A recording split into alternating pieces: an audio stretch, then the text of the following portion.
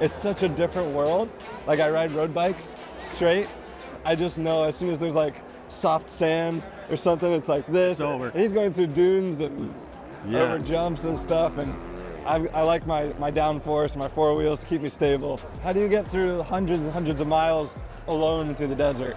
Yeah, you know, it's one of those things where you set your mind to it, you just keep going, and once you're in it, you're in it. We train throughout the whole year, mostly in the summertime when it's miserable outside. Yeah. But yeah, you know, once you start, you know, the adventure of 15 days in the rally, you're stuck to it and you're married to it. So you wake up every day, it's just something you have to do. It's like going to work, you know, your day job. So like we get to do the same track, like hundreds and hundreds of laps of the same track. It's always pretty similar. So when we take risk, it's very calculated risk of like getting through a 24-hour race. Maybe we break 10 feet later one lap and see how it goes. If you're going thousands of miles, how do you balance like getting through the race with taking risks? I mean, that's the hard part, because in rally, you don't know what's coming. You know, you have your road book right here, your paper that you're reading, and then you have your odometer here and your compass heading is here. But everything in front of you, you don't have an idea. I mean, okay, you turn at kilometer 17, but there's 800 meters before you turn again. But sometimes these gaps can be, you know, miles where you're just blind desert racing. So, you know, like you said, calculated risk.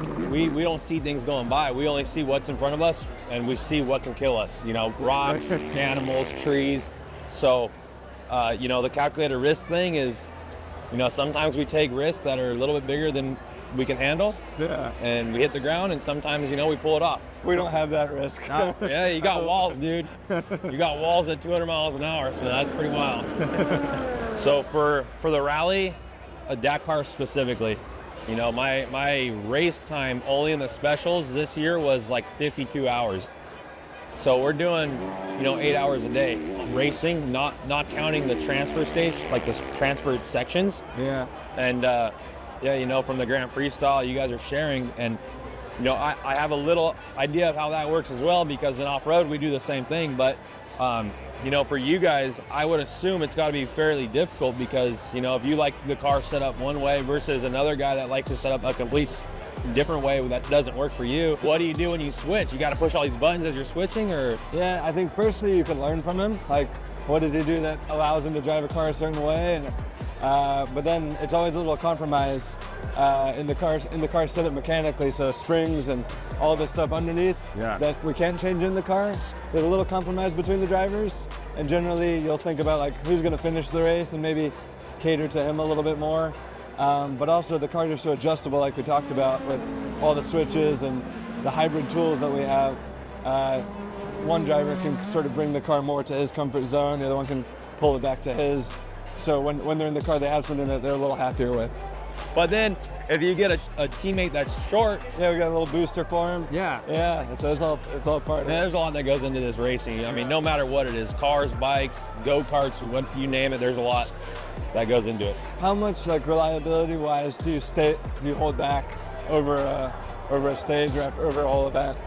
You want to make sure you have, you know, a full battery to go the last week, because a lot of guys will push in your head, your body, because a lot of guys will push the first week, and then the second week, dude, they just go backwards.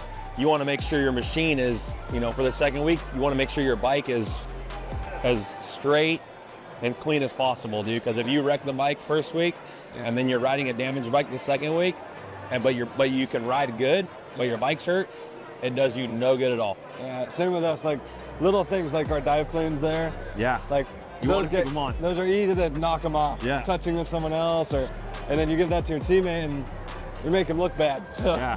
Hey, but the hard part is, dude, you're racing these all weekend, and then you're gonna go drive down the 91 to go home, and you're gonna be freaking, you're like doing the speed limit all pissed off because you can't go 200 miles an hour, right? We get it out on track, luckily. Okay.